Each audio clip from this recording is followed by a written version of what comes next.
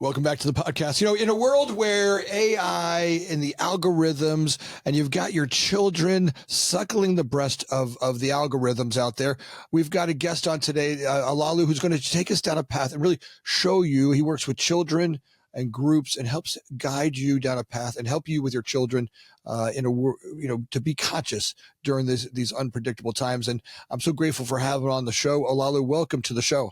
Hey, thank you so much, Anthony. I'm excited to be here. I've been looking forward to this opportunity to have this conversation. So I'm loving that time. So let's do it. When we look at the algorithms, and all of us have gotten stuck in there, I certainly myself have, they're like a pacifier. I used to read at least a book every week. And I would tell you that in the last year, my book reading has dropped dramatically because I get stuck scrolling at night, right? All of a sudden, and it's like a little addiction. I get on there, I'm like, oh, tonight I'm not going to scroll. I get up there, I'm like, oh, I'll just do one thing. All of a sudden, it's a half hour, it's gone by, and I've scrolled instead of read. And my practices of reading has gone down. And one of my meditations really was reading. Reading really brought me comfort to go, guided me to sleep. And I just noticed that that's happened to me. And if it can happen to me, what's happening to our kids? Right. I think the biggest thing that we're starting to see is our society has always been a popcorn generation. Everything that we've invented over the last several years, as you know, has been really just to make things faster. So what better way to make everything faster than artificial intelligence and algorithms? It's amazing to see. I love the technology. I use it every single day. But what it's also doing to us is restricting our ability to pay attention, right? So there's a lot of things like you're talking about. I'm an advocate for reading, so I love reading, but I even catch myself. My phone will summarize articles for me and they'll put all the articles together, summarize it for me, and tell me everything that I need to know, all the highlights. So it's almost like, well, man, why do I need to read that article if I can get all 6 of these put into one location and then summarize it in a very efficient manner? And these are the things that we're starting to lose over time just because of how technology has evolved. So I'm right there with you. It's something that you have to be intentional about over the next several years. Well, in a world where stuff is coming at us, we always thought that more information was better. And the truth is, I don't know that's true. I think that too much information is actually causing, kind of a glutton spot where our brains are just overwhelmed. And I can see that in our youth. By the way, I can feel it in myself, right? So I'm not trying to put it on the youth because I've got it myself. And I can really notice it in the young folks that work with me, that I work with, or growing up around me, my own children. They're just overwhelmed by the amount of stuff that's coming at them. That's right. And one thing I learned is because we talked about it, knowledge is power. And we always think about information is power. But I like to also present that information breeds control. And the problem with that is we believe that the more information we have, the more control we have. And that's just not accurate. That's false, right? Because we continue to receive more information and then we attempt to control things outside of our control, which also has a play on our mental psyche. So we're not able to do the things that we think we can do or affect the things we think we can affect. But it's all because we're receiving information now and constantly being fed with something. And there's just not within our realm of possibility or realm of control. And so that's one thing I challenge people to do is like you have to understand that, yes, you may be receiving a lot of information and it's going to be overwhelming because that's just where we are now. But that does not equal your ability to control the circumstances or people, for that matter, around you. So it's interesting. So as we look at, this I've tried a bunch of things to get myself to a place where, I for, and on the podcast, I've said a dozen times, I've said, all right, I'm not going to bring my bedrooms are on the second floor. I'm not going to bring my phone upstairs. Right. And I can tell you, just like a junkie, right? My brain sounds like a little, like I imagine like a junkie. Okay. I can't do it. My alarm, I got to get up in the morning. What if my alarm won't go off? What's going to happen? And I even went out and bought a clock. I put a clock in my bedroom. I'm like, all right, I got a clock and an alarm. I don't really need my phone for the alarm, but my brain to detach from it and leave it downstairs. It is so funny how the addiction, cunning, baffling, and powerful won't let me let go of that. And it ends up in my room. And what's in my room, I can't do, once it's there, my brain starts on it and I can't put it down. Yeah, no, I promise you're not alone. And one thing I had to learn this from a book called Atomic Habits, which I'm sure a lot of people have heard of, from James Clear. Oh yeah. So one of the things that he talked about in that book is creating rituals, if you allow me to call it that. And that is, if you're going to leave your phone downstairs, you have to say a ritual. I have to say it aloud, literally. And it sounds weird sometimes, but I promise it works with practice. You put the phone down and say, I'm done. Or one word I use, especially when I'm going from first thing in the morning, when I'm going from my time where I'm doing my meditation, I'm doing my devotion, I'm doing writing and all those kind of things. And I have to almost like physically transition to go to work and think in a different mindset. So I literally say aloud, transition. I got that from soccer when we were trying to teach kids how to flip the field. One of the coaches would just yell, transition. So when I get in the car and I'm ready to go on to the next thing, I just yell aloud in my car, transition, to trigger my mind into knowing that, man, it's time to move on from all those thoughts that are in your phone. Because the one thing about AI and technology is it does allow you to consistently brainstorm. And for those of us who love to think, man, that thing will keep your mind going nonstop. So it's not just the social media and the algorithm that's feeding you what you love to see. Well, for me, it's like dad jokes and things of that nature. It's also the fact that your mind is going and you love to think and you're a creative person. And now you have somebody who has an infinite amount of time and ability to bounce ideas back and forth with. So it is sort of tough. Well, and I think you're right on right there is that, okay, we're entering a world where this is not going to get any slower. By the way, the algorithms are way smarter than ever before. I think I had a shot. It was funny. I could see the transition happen in our society. There was a time when, I travel a lot for a living, and I could see it was like, maybe 5% of the people, you go in the airport, maybe 5% of the people, 20 years ago were on a phone. Right. And then it was maybe 15 years ago, there was, called 30% of the people, and then maybe over the last 10 years, you could see it going, 40 or 50. Today, I will go to an airport and 100% of the people have some sort of device. And I'm talking about grandmas, grandpas, little kids. There'll be iPads. Some people will be on two of them. One they'll be holding, one they'll be working on, right? And you think to yourself, oh my God, right? It's not, it's literally everyone. Even the people at the desk will have their phone on the desk with the screen in front of them at the check-in counter.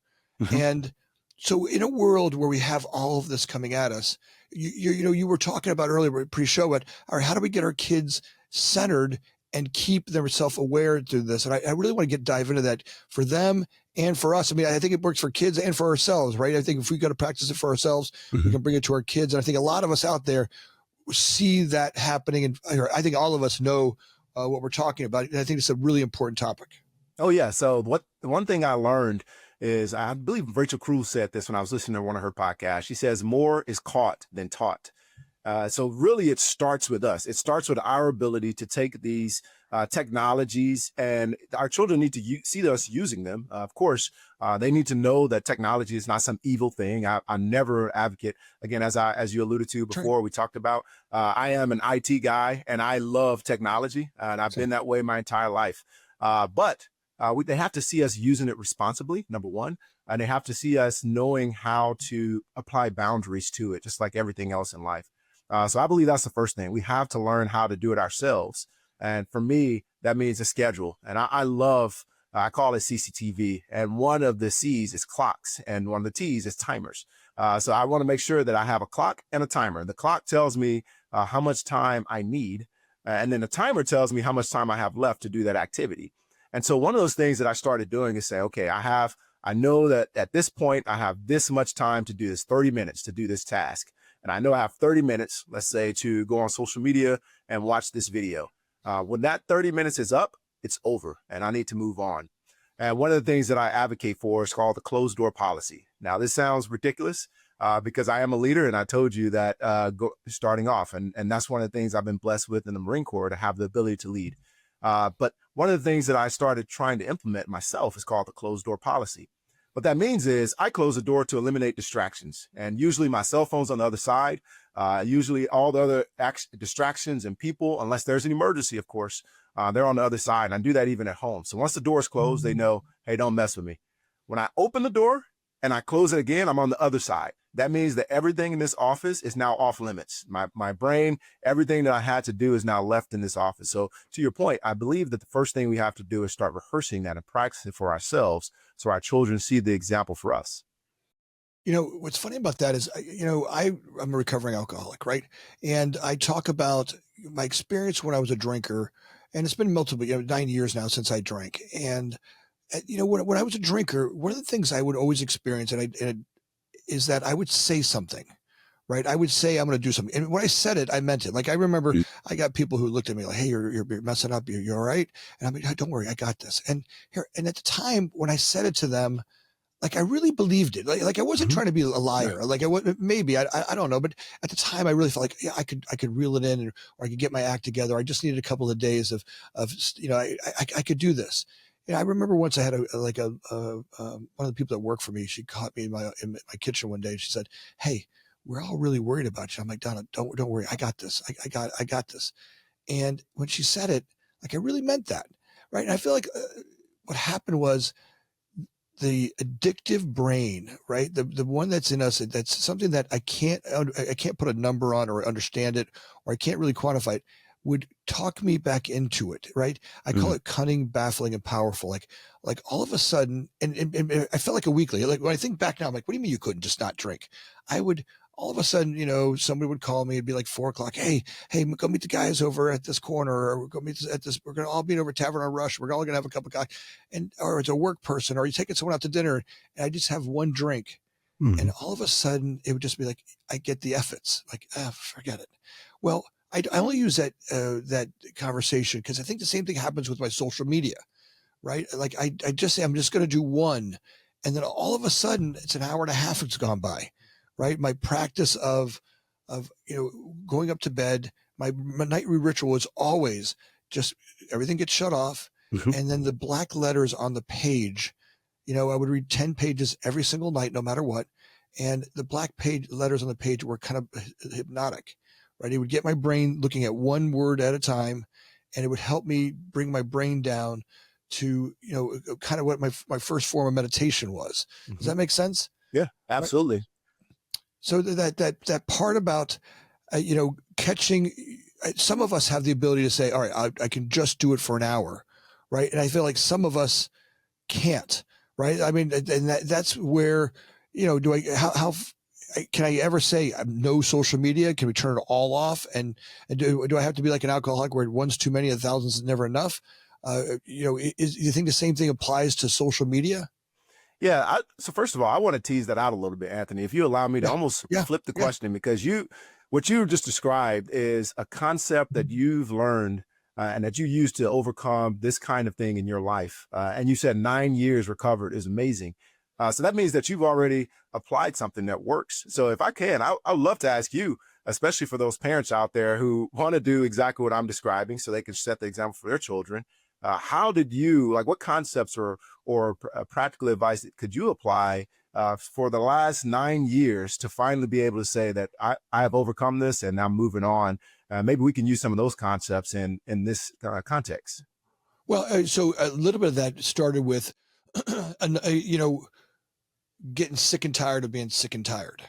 Right. Like just, and I mean, how many of us all feel that? I mean, I think most of my friends feel the same thing with social media. It's kind of like, yeah, I know, but, right. Yeah, I know, but, and they realize like I'm feeling ineffective. I'm not getting things done in life. I'm not feeling like I'm moving ahead. I don't feel that, I'm feeling a little bit, not effective. I'm not, moving ahead in my life, my career, or what I want. And, they can see there's some attachment to the social media. It's causing some of that, right? I mean, I think most of us today are seeing. If it's here, go look at our screen times. I mean, go look at 8 or 9 hours of screen time a day. It's overwhelming, right? So I think starting with identifying I've got a problem, right? I think that was, there was this one morning I woke up and I just knew that morning I was done. Like I knew I didn't have it. I remember I said to I woke up that morning, I'm like, yeah, I don't have this. And she's like, I know. Right. She's like, I know. And she loved me enough to say, yeah, I got you, kid. I got you. And we're on the other line looking for a treatment center. And I literally that day I was ready. Right. Like there was this like little pinhole of an opportunity that said, all right, now let's go do something about it. And the action of getting in a car and driving to South Bend to some treatment center, which was, a 30 days of looking at, all right, what's the alcoholic behavior? all right, once you start, you can't stop. One's too many, thousands never enough. You start really looking at why, what was it? Why was drinking so important to me? Well, first of all, it was it was calming, right? I mean, a world where my brain's overwhelming, right? And I think the same thing happens with social media. I get on social media, my brain can just, right? Yeah.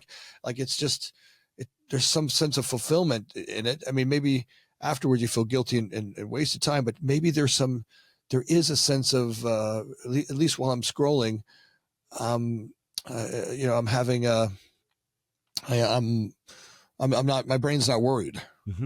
That's right. Now, and I love the way, and then that's why I wanted to pull information from you, because I truly believe that I'm not the smartest man in the world, especially not in this topic that you're talking about. And one of the things that you just called out, you just drew like some important parallels for us. But what I've seen in the past, especially talking to parents, is that we almost wave those away as logical fallacies. We say that it's not that bad. We can't say, like, people are saying that this is a catastrophe, like this is an emergency. We need to be paying attention to it.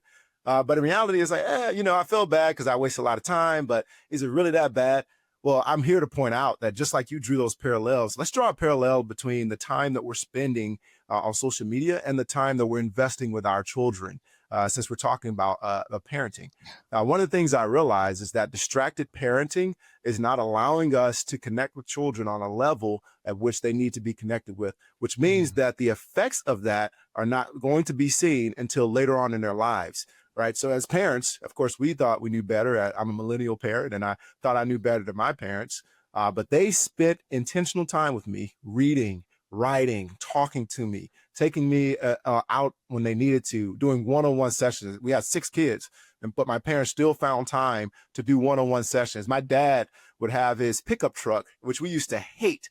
But he had a pickup truck with a standard, and he'll pack it was 4 boys too, and we're close in age. So he'll pack us in that pickup truck just so we can ride together, so he can be close to his sons, is what he said. I'm like, that's absolutely ridiculous, man. We have an entire like Astro van over here. We probably could sit like 11, 12 people.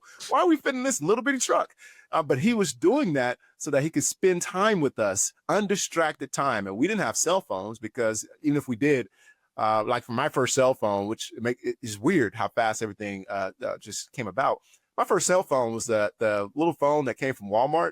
I think it may have had Snake on it, but I had to pay for every like text message, and it wasn't free. It was like Singular can call me. Singular was free, and I think after 9 you can call people. So the fact that it cost money, it was just meant I wasn't going to use it. And if you got caught with that scooter, they're going to take it anyway. So these are the things that allowed us to connect with adults. But now what we're seeing is that connection is broken, both by the adult and the child. And that's alarming. Why? Because children are going to be influenced. People are going to be influenced in some way. And if you're saying that, it's not that big of a deal, I'm just spending time, whatever, man, it's not that big of a deal. You don't realize that you are now allowing your child to be influenced by somebody or something. And what is that? It could be YouTube. It can be a TikTok influencer. It could be somebody very, very positive. But chances are, because we have like the way we decompress, as you were talking about, it's not necessarily decompressing looking at things that are positive, right? So I just told you I decompress looking at dad jokes and pranks. That's just the way that my mind, I love to decompress, and I love to laugh at things and have a good time when I'm decompressing. That doesn't mean I'm growing my mind, and that's not in any way really helping me to grow as an individual. That's just my way of calming down. Our children are doing the same thing. So that means they're being influenced by these people who are not designed to truly influence them and help them to grow and nurture them. And so that's why it's important. That's why I thought it was important for you to talk about that and draw those parallels, because that's just an amazing thing that you're talking about. And the fact that you were able for 9 years now to recover it and be able to overcome this arduous task is just amazing to me. So congratulations on that. Well, I think you're hitting right on. Thank you for that, by the way. I think you're hitting on something that we got to speak to, right? Look, audience, I really want us to get this, because it's not that there's shame or there's guilt or you're all jackasses. I'm not trying to put that stuff out there. What I'm putting out there is that these algorithms are getting smarter, right? And way smarter. I mean, I look, for a guy like me who I'm rigorous about my health, my life, and the things that I do.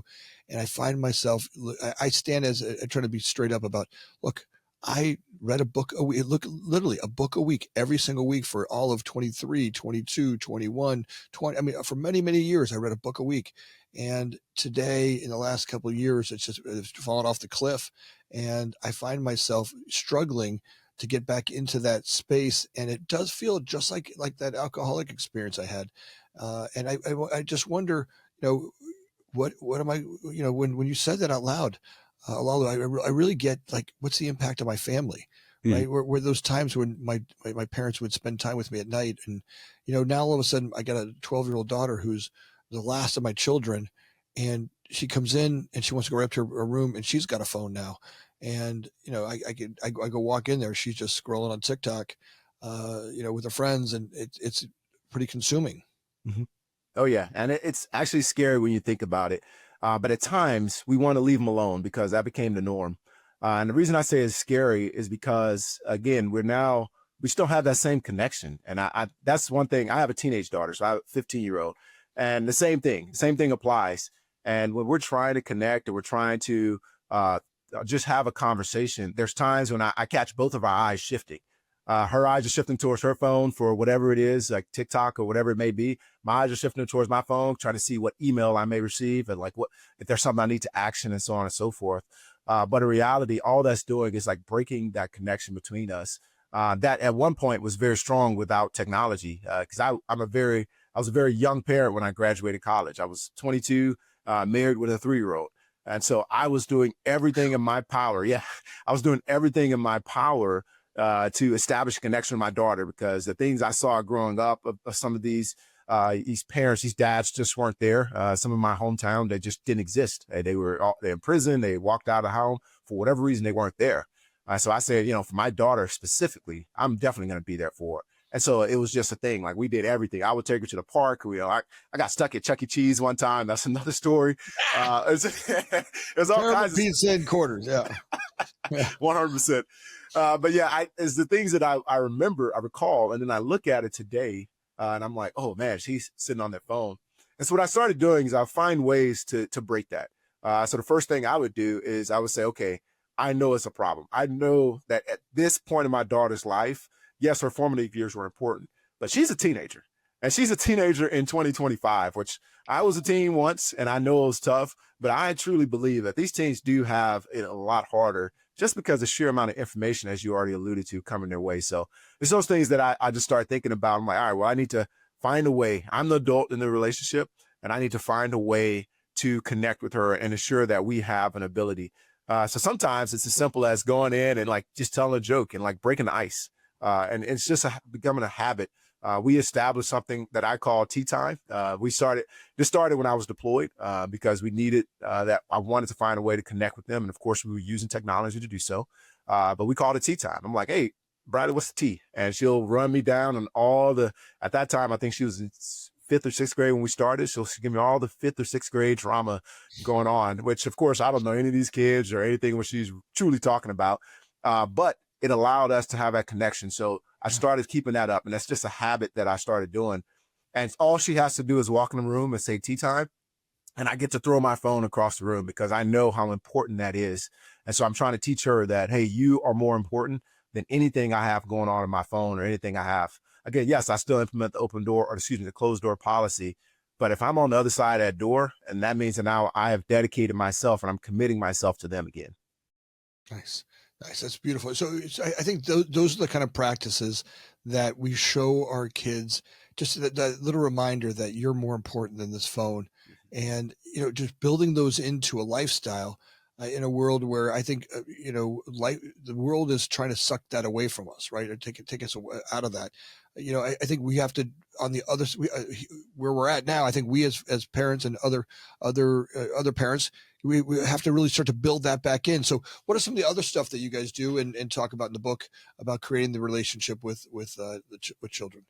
Yeah, absolutely. So first thing is, again, it's joy story time with them. And that's all ages. I know some people will think, and I've been to schools and I've read all the way up through high school to children. I've read a rhyming story to high school children. And I'm proud to say that because sometimes people think, well, my child doesn't want to sit down and read with me. What are you talking about? Well, it depends.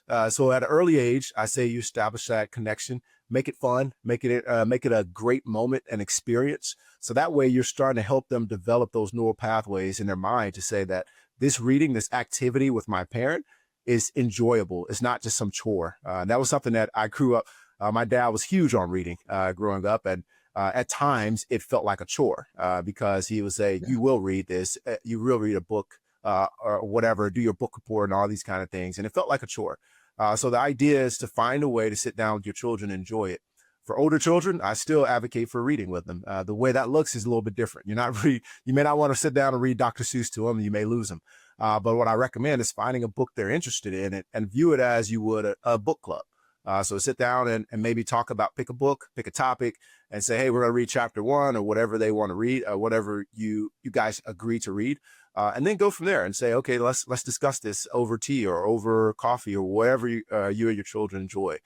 So that's one of the things that I advocate for. Again, it's giving time back to, number one, increasing literacy, and number two, helping them with creative thought. Because in the pre-show, one of the things I was sharing with you is that a lot of times now, because of technology, we as creators and our children are losing the ability to have creative thought.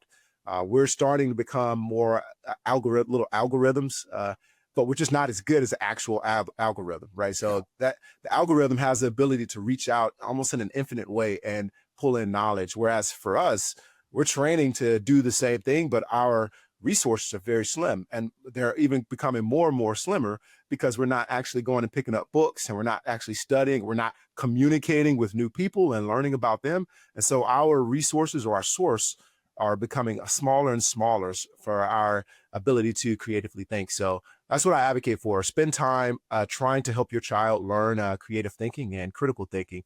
And I believe those, just that alone will help a lot. I think it's amazing.